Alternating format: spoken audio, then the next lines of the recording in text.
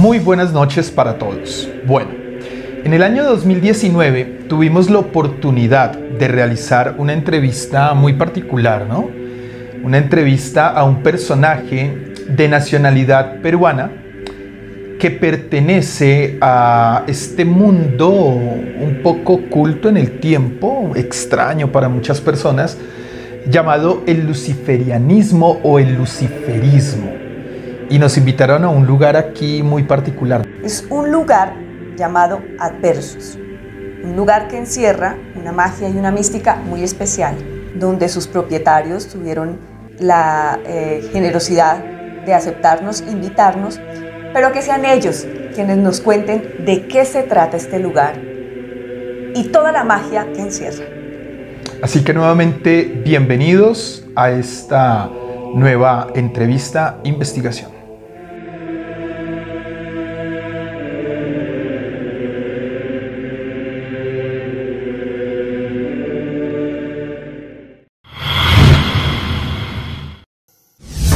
Muy buenas noches. Hoy nos encontramos en Adversus con Donaldo, Juan y Jorge. ¿Qué es Adversus? Bueno, Adversus es el lugar en donde estamos, es un, digamos, entra en la categoría de espacios autogestionados de arte contemporáneo y pues básicamente nosotros llevamos 10 años con el espacio y digamos, estamos abiertos como a unas prácticas más allá del arte, o asumimos el arte desde, digamos, desde la autodeterminación, y desde ahí es muy básico que entendamos que, por ejemplo, hay algo que nos ha determinado mucho y es como el cristianismo, ¿no? Entonces, desde ahí es muy básico pensar cómo podemos superar ese límite, y desde ahí nos adentramos a las prácticas del sendero de la mano izquierda, y desde ahí comenzamos, por ejemplo, a darle cabida a eventos de luciferismo, como los de Thor. Sí, me gustaría, digamos, agregar que, digamos, como mencionas, Jorge, es un espacio, digamos, que viene del arte, pero que se manifiesta, digamos, hacia afuera del arte, es decir, la autodeterminación implica como mezclarse, juntarse, digamos, en un espacio que se llama límite, como nuestro propio territorio. Entonces, en ese límite, en ese margen, entendemos, digamos, nociones relacionales como las del luciferismo, el sendero de la mano izquierda, como también, digamos, por mencionar a la red de trans, que son unas amigas como importantes, digamos, que son prostitutas transexuales del barrio Santa Fe de Bogotá, que tienen unas prácticas, digamos, muy limpias y políticas y anárquicas, y en ese sentido nos interesa, digamos, como potenciar esa, digamos, fuerza marginal que implica como nuestro cinturón para como autodeterminarnos cada vez más en nuestra práctica. ¿Qué es Don Nadie? ¿Por qué se llaman Don Nadie? Don Nadie somos efectivamente Jorge y yo, una dualidad que tiene que ver como con el don y el nadie, digamos, como la verticalidad y la horizontalidad, entendernos, digamos, finalmente como una especie de un individuo. Mario Mendoza lo dice muy claro, para ser uno, por lo menos, se necesitan dos. Y en ese sentido, digamos, como que lo que hacemos es amplificar esa multiplicidad y Artversus es un proyecto de Don Nadie a ese nivel. ¿Qué tipo de rituales o prácticas ustedes realizan en este sitio? Sí, digamos, como Juan decía, tenemos unos vínculos ahí como con iniciativas ciudadanas que, digamos, van más allá un poco de los límites de la sociedad o, digamos, como que cuestionan las prácticas sociales determinadas ya. Por ejemplo, hay un grupo que se llama la Comunidad Secular, que es como un grupo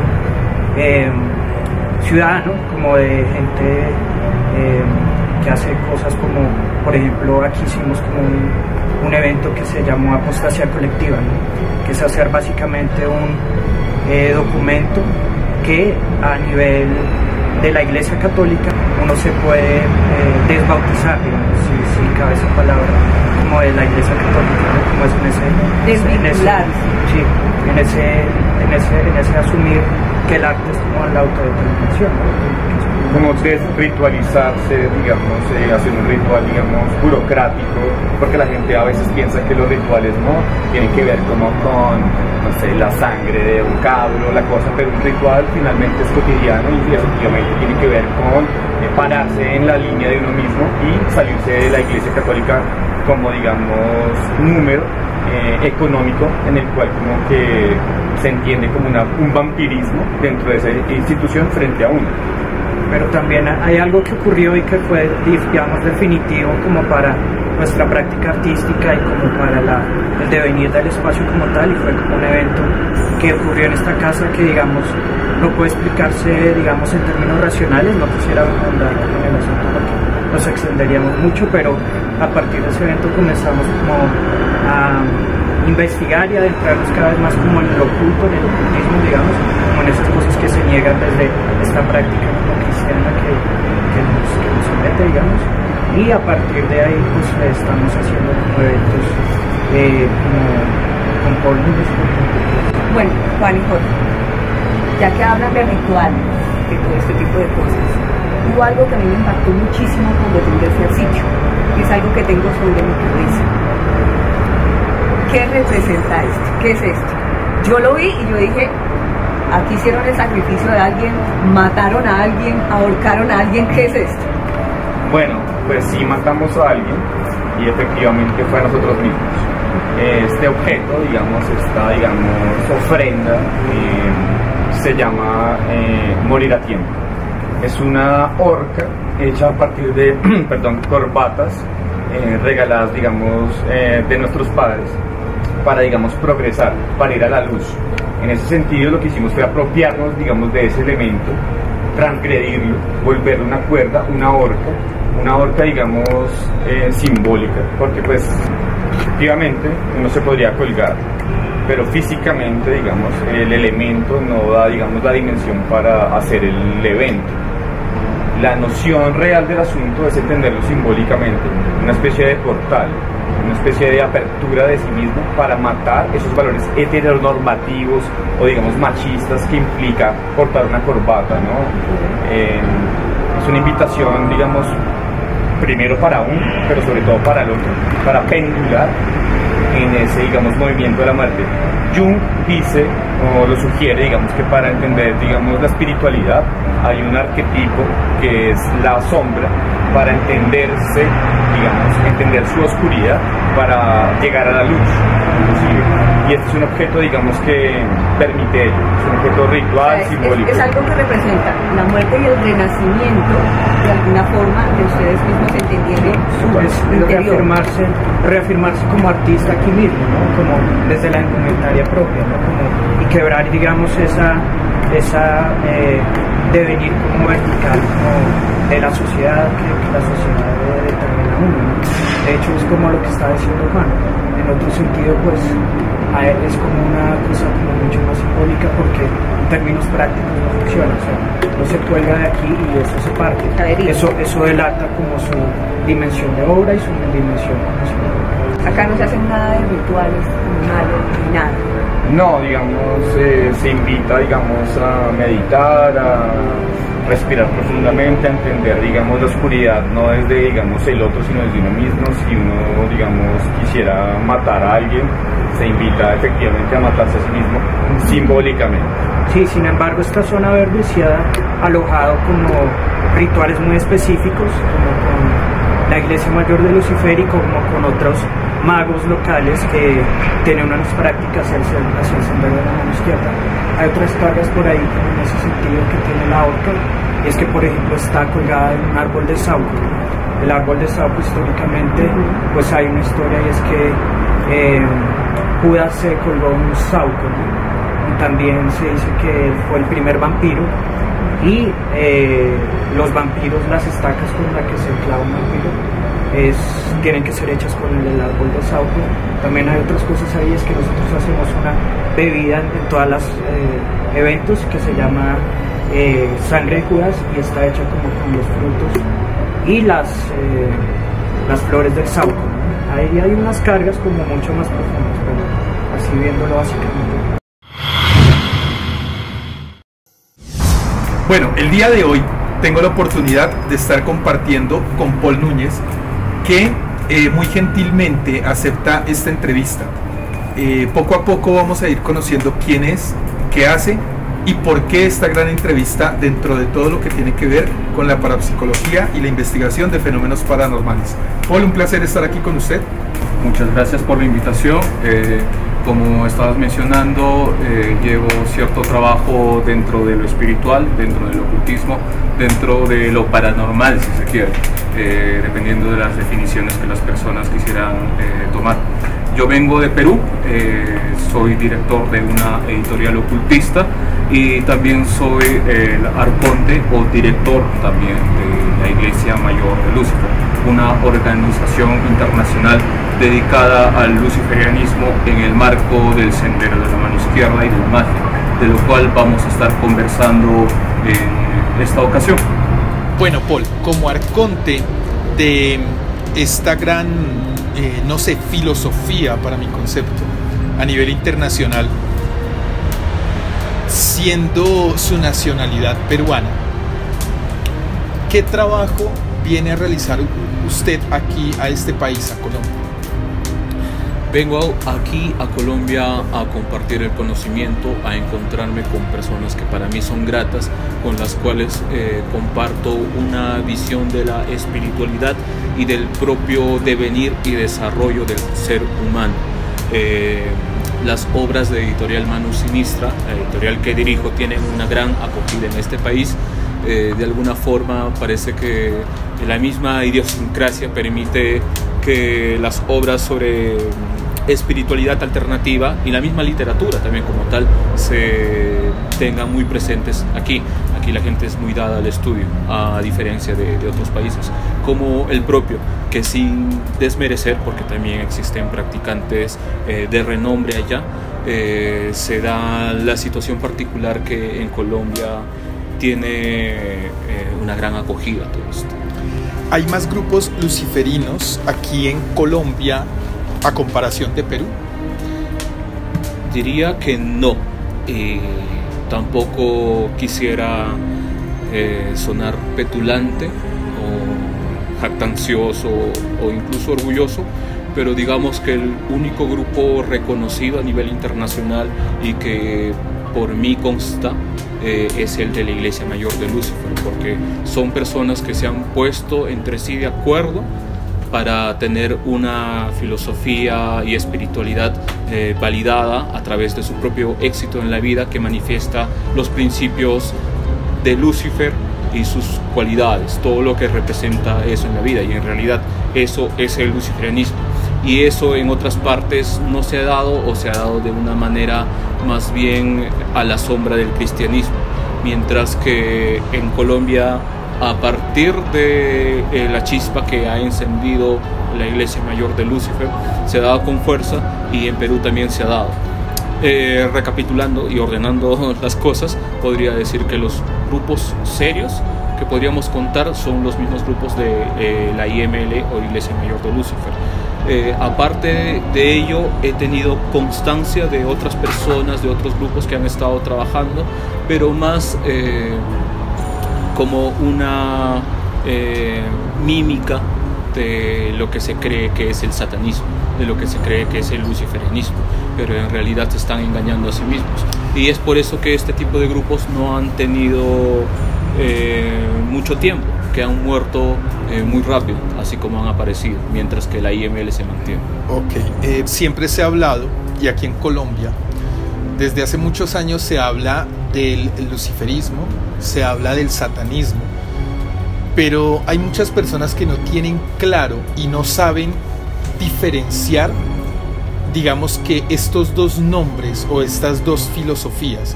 Usted nos podría dar una pequeña reseña explicando, obviamente, qué diferencia hay entre un luciferista y un satanista. Las diferencias en realidad son bastante complejas y simples a la vez. Complejas en el sentido de entender todas las cosas que se nos han forzado a creer que son las cosas, como del satanista, que es una inversión del cristiano, que mata animales, que ritualiza con bebés, con gente, etcétera, etcétera, etcétera, o que necesariamente va a vivir bajo el paraguas de la misma religión institucionalizada. El luciferianismo se ha visto también involucrado en esto, pero es bueno definir los conceptos de cómo son las cosas. Uno de los conceptos importantes a través del cual nos movemos es del ocultismo. El ocultismo trata acerca del conocimiento interno, de la gnosis interna, del mundo espiritual. La misma raíz habla acerca de este conocimiento espiritual, como pueden ver al encontrar la etimología y las definiciones. En todo este marco del ocultismo podemos encontrar que esto es una espiritualidad que es individualista, que uno mismo la descubre, a diferencia de la religión. La religión te ofrece una espiritualidad que es normada por reglas, es normada por dogmas, es normada por sacerdotes, mientras que el ocultismo, si bien habla de la espiritualidad, es algo más experimental, es algo más propio. Teniendo en cuenta todo ese marco, y donde pueden caber diferentes filosofías y posturas espirituales, vamos a encontrar al satanismo o al luciferianismo. El satanismo trata acerca de representar nuevamente los principios y cualidades de este Satán dentro del marco de la religión judio-cristiana. Sin embargo, lo que trata esto también es de la emancipación del individuo, del espíritu, del crecimiento personal, que claro, que se va a dar a través de este Satán judio-cristiano, que sí sirve como algo que nos alimenta, que enciende el fuego interno. El luciferianismo puede también beber de estas fuentes de rebelión, de conocimiento, de independencia, pero también hunde sus raíces dentro de el paganismo de la antigüedad, sobre todo de las cosmovisiones grecolatinas. En Grecia y Roma se entendía a este dador de luz, a este Lux Ferre, como el planeta Venus, aquel que representa la luz y la oscuridad. Entonces tenemos aquí a un equilibrio, y a la vez tenemos una independencia, porque se alza frente al sol y frente a la luna. Entonces estamos hablando de algo mucho más grande cuando estamos hablando del luciferianismo, de un arquetipo que, si bien parte de una zona en específico, se alimenta de otras cosas que podemos encontrar en todas las culturas, que son estos mismos principios de equilibrio, de independencia, de rebelión, de sabiduría, y no necesariamente va a vivir bajo la sombra del judeocristianismo. Es un tema un tanto amplio, pero creo que la clave está al comprender cada uno de los arquetipos. ¿Pueden ser complementarios? Sí, pueden ser tergiversados. Se ha dado muchísimo a través de las definiciones del judeocristianismo. Por lo general, todas las personas, digamos que por falta de conocimiento, digo yo, se ha mostrado o se ha creído que el luciferianismo y el satanismo son igual, que bajo ambas corrientes se hacen asesinatos, por ejemplo, se hacen pactos, se hacen rituales incluso de muerte, no solamente de animales, sino también de personas, de seres humanos, de niños. Para octubre siempre se ha dicho que el satanista o el luciferista rapta niños, incluso para hacer este tipo de rituales y hacer estos cultos y estas adoraciones a Lucifer o a Satanás. La época babilónica en nuestra historia nos muestra que precisamente las raíces del cristianismo, no, más que del cristianismo, hablemos de las raíces de la religión católica. Igual en el Antiguo Testamento nos muestran cómo muchos de estos grandes seres o personas de un nombre alto hacían rituales también, en donde mataban corderos, por ejemplo, dándole una ofrenda a un dios. Pero con el paso del tiempo ya la iglesia dice que esto es malo, a pesar de que sus raíces sí eran hacer ofrendas de sangre y de animales. En la época babilónica, cuando se empezó a adorar a un Baal, este Baal o estos seres también pedían adoración o pedían ofrendas por intermedio de este ritual de sangre y de animales. Hoy en día, la pregunta es, o la persona que practica o que tiene su concepto de forma de vida, de sacar ese fuego interno, esa chispa, ese redireccionamiento de vida en el luciferianismo o en el luciferismo y en el satanismo, ¿se siguen haciendo estos rituales? ¿El satanista o el luciferista necesita hacer este tipo de rituales o de cultos para adorar a este Lux Ferre o luz de la mañana, o a adorar a este Satanás, a este adversario? ¿Ustedes hacen actualmente ese tipo de ofrendas o ya no se realizan? Hay mucha tela de donde cortar en cuanto a lo que me estás hablando, pero yo creo que habría puntos importantes, cosas puntuales que remarcar.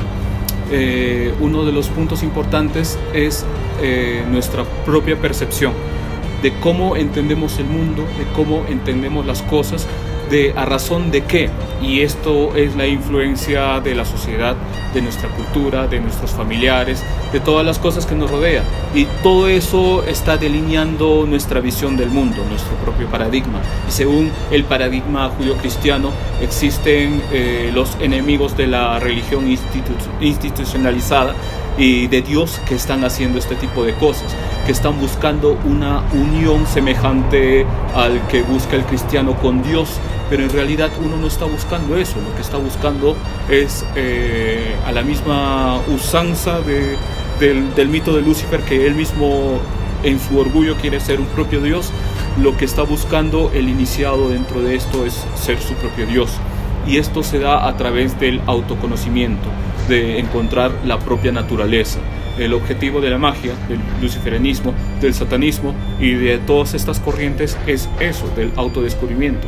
No es el adorar, no es mucho menos sacrificar, no es postrarse, no es arrodillarse, no es hacer una versión invertida del cristianismo, sino el crecimiento interno, la propia evolución.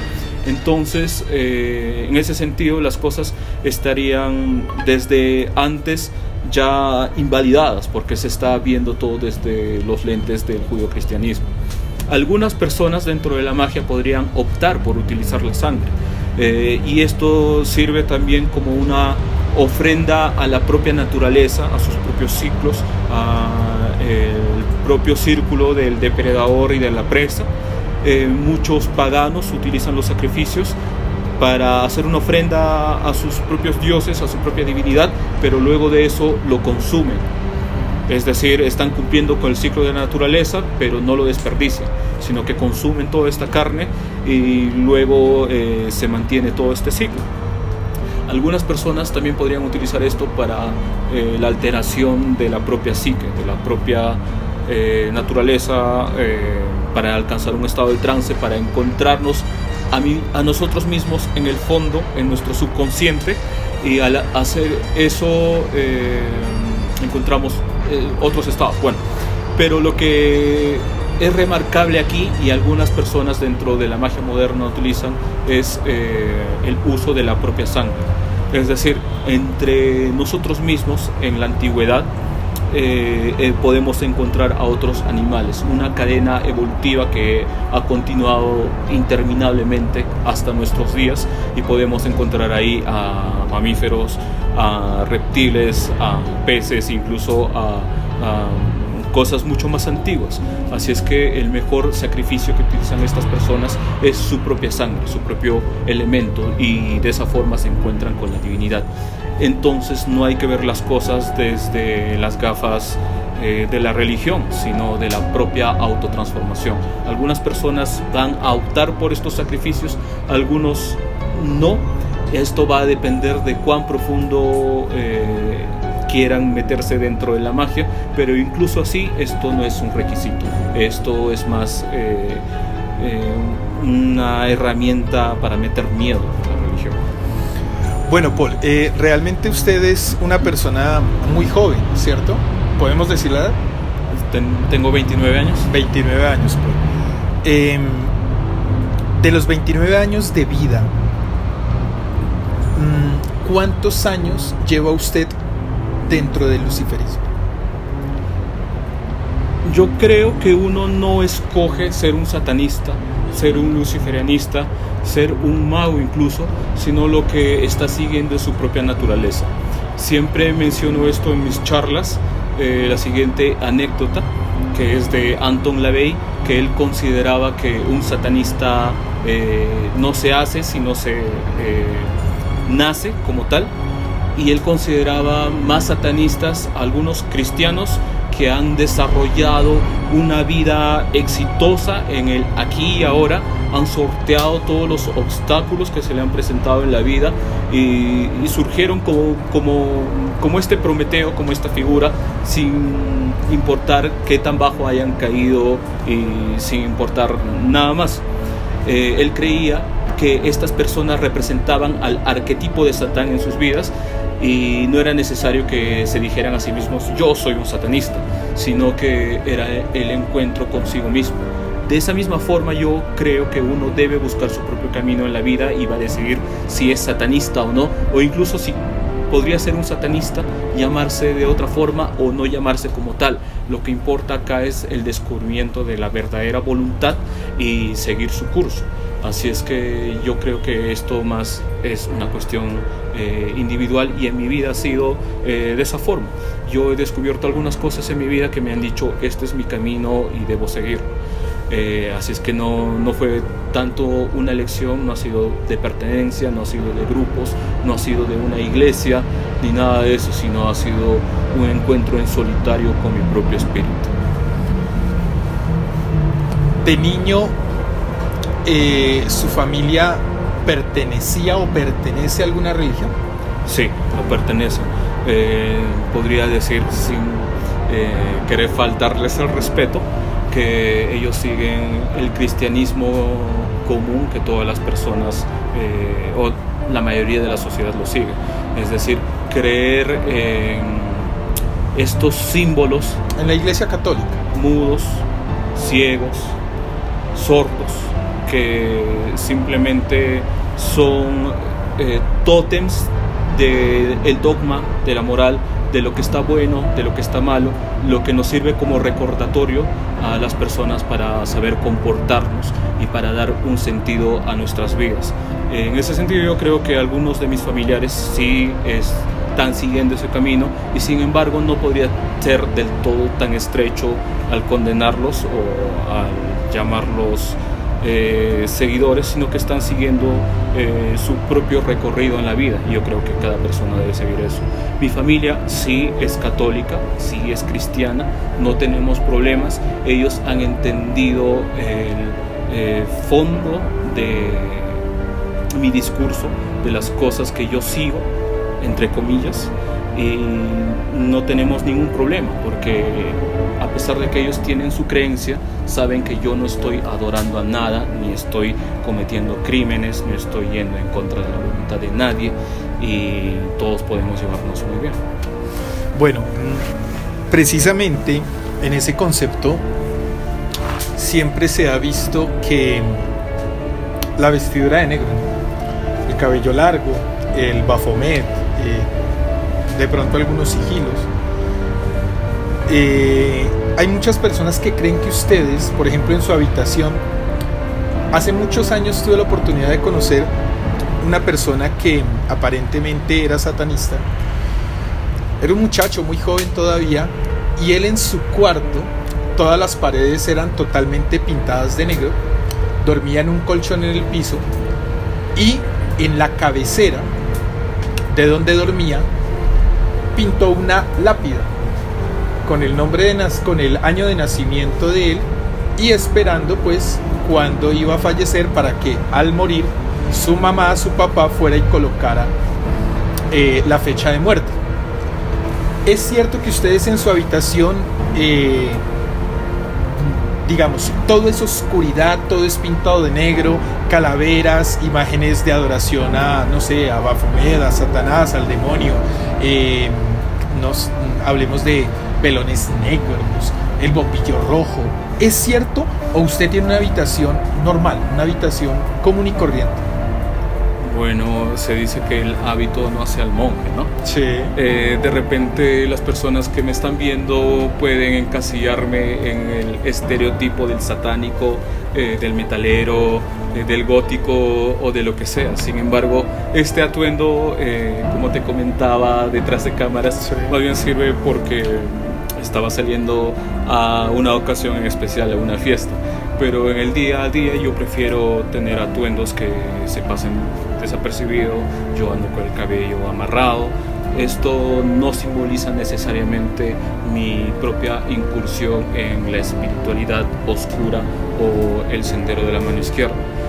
Yo creo que el satanismo, el luciferianismo, el sendero de la mano izquierda, donde se va a medir es en los resultados que la persona pueda tener en su vida, qué tan lejos ha llegado, así como el ejemplo que daba con Anton LaVey. Por ejemplo, no sé el caso que me comentas, pero la persona tenía un buen trabajo, tenía éxito en la vida, tenía, no sé, éxito con el otro sexo, con las mujeres, algo así, o en realidad estaba simplemente cumpliendo en lo que se cree que son este tipo de personas y era un triste perdedor. No sabría decirlo. Es que precisamente a ese punto vamos. Ya esta persona la conocí muy joven, éramos niños. Yo tuve la oportunidad de compartir con muchas personas que se decían o se denominaban satanistas, se denominaban luciferianistas, porque escuchaban, no sé, en esa época tal vez sonaba mucho lo que es la banda de Sepultura, no sé si ha escuchado esa banda.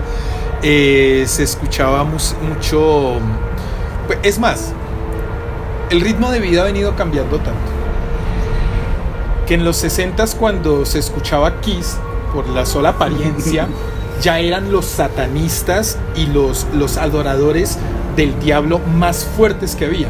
Hoy en día uno escucha realmente la traducción, en el caso de nosotros que hablamos castellano. Son canciones de amor. Y son canciones, son baladas, ¿cierto? Pero su apariencia física marcaba en su momento en la historia y para las religiones, hablemos sobre todo de la religión católica, que ha sido como la más fuerte a nivel mundial, y los juzgaban de esa forma, ¿cierto? A ese punto voy. He conocido muchas personas alrededor que muestran eso, intentan mostrar ese temor, ese miedo. He conocido personas que, porque aparentemente tienen algún conocimiento del sendero de la mano izquierda, llegan incluso a amedrentar y a asustar a otras personas que si no hacen lo que ellos desean, lo que ellos quieren, su voluntad, los amenazan, ¿no? O sea, mire mi apariencia, vestido de negro, cabello largo, Baphomet, mi mirada, ¿cierto? Entonces, si usted no hace lo que yo hago, tranquilamente hasta de pronto cojo a su hijo y lo llevo y le hago un ritual, lo mato y me consumo la sangre y ya. Eso me gustaría que usted de pronto, en medio de esta entrevista, nos explicara qué tan allá están estas personas de la filosofía real de vida que ustedes llevan, ¿cierto? Si hablamos en la parte religiosa diríamos, para el catolicismo, para el cristianismo, hay un Dios de luz que nos han mostrado siempre, ¿cierto? Ese Dios que da un hijo al planeta Tierra llamado Jesús y que siempre lo han mostrado allá muy alto. La historia siempre ha mostrado a un Lucifer, el malo del paseo, ¿no? Ni siquiera nos enseñan en un curso de primera comunión o de confirmación, ni siquiera nos enseñan de ese nombre Lucifer, sino nos implantaron Lucifer, corra y escóndase porque es el mal. Usted peca, la culpa la tiene Lucifer. Lucifer fue el que echaron de allá, fue el expulsado, fue el malo del paseo. Nos muestran imágenes como el denominado Averno, ¿cierto? El purgatorio, en donde todo está en fuego porque Lucifer te está quemando. Él es el que te espera. Incluso a veces se confunde la imagen del tenedor y el diablo de rojo con el mismo Lucifer. Yo sé que es falta de conocimiento, pero hay personas que se valen de esto para amedrentar y asustar. Bajo su concepto, Paul, y con la trayectoria que lleva en este camino, ustedes, las personas con las que usted comparte en Perú, en Colombia, en otros países, el real luciferianista necesita de esto. Ustedes amenazan, ustedes asesinan. Eso es lo que quiero que le explique al público, porque sé que es falta de conocimiento, pero al mismo tiempo, en mi caso, no lo habíamos hablado. Yo soy católico pro familia, entonces bautizado, primera comunión, confirmación. Pero mi concepto como parapsicólogo obviamente cambió. Respeto todo el concepto de cualquier tipo de religión y de fe. Yo pienso que ni ustedes ni nosotros, por denominar algo de división, tenemos la verdad. Sabemos que la luz no puede existir sin la oscuridad y viceversa. Correcto. Pero para las personas, pienso yo, que sería muy importante saber si todos estos, así suene así, pero es mi concepto personal, payasos, lo son, que juegan con la marca del 666, con el Baphomet, con todo este tipo de situaciones, si son realmente, son fanáticos, son personas que están en el hobby, o quiénes son ustedes realmente. Yo creo que ese tipo de personas nuevamente están siguiendo el juego, están siguiendo lo que se ha delineado por la creencia popular y que no maduran y que no ven las cosas como realmente son. Se han quedado estancados en la etapa por el que todo joven atraviesa, que es el de la rebeldía, el de adoptar esas cosas fuertes para nuestra propia transformación y luego ya ir aminorando, aligerando las cosas para ver con madurez todo el mundo. Digamos que estos son los eternos adolescentes con necesidad de llamar la atención, con necesidad de rebelarse sin causa, ya sin motivo, sin nada más que hacer, y que están más que nada alejados de lo que en realidad supone el esoterismo y la filosofía del sendero de la mano izquierda, del satanismo y del luciferianismo. Una persona bien podría vestirse de cualquier color que quiera, sí, bien podría escuchar la música que quiera. De hecho, yo trabajo con personas que escuchan reggaetón, son ilustradores de libros ocultistas muy importantes, de bandas de black metal muy importantes, e incluso ellos me han comentado en algunas ocasiones cuando se han encontrado con bandas de black metal que lo que hacen al encerrarse ellos en sus fiestas es apagar todo el metal porque están tan cansados de eso, tan hartos de escuchar, y se ponen a escuchar New Wave, no sé, Modern Talking, ese tipo de música. Así es que no tiene nada que ver con los gustos, con la apariencia, con lo externo, y que toda esta gente simplemente está siguiendo el circo del judeocristianismo nuevamente. Lo que importa son los resultados en la vida, o sea, qué tan lejos ha llegado la persona, cuáles son sus logros en su vida, si tiene estudios, si está ganando bien, si tiene éxito con el otro sexo, con todo ese tipo de cosas, si está desarrollando su propia voluntad. Yo creo que está consciente o no llevando los principios y cualidades de lo que es el luciferianismo. Así es que yo creo que muchas personas están apartadas. Como colofón a esto que estoy diciendo, cuando he empezado con la editorial y con la IML, muchos me decían que seguramente te vas a llenar de compradores porque tienes muchos contactos en el metal, en los círculos dark y todo eso. Y sorprendentemente son los que menos me compran, son los más raros. Claro que lo hay, si hay gente interesada, pero son los que menos. Los que están ahí con Satán, con 666, que el pacto, etcétera, etcétera, son los que menos. Más bien son las personas que son más discretas, pero que se nota que ven hacia adentro, son los que más son afines a todo este tema de la espiritualidad alternativa. Paul, los libros que usted menciona, tengo entendido que usted traduce libros de esta filosofía. ¿Qué nos puede comentar de esos libros? ¿De qué tratan?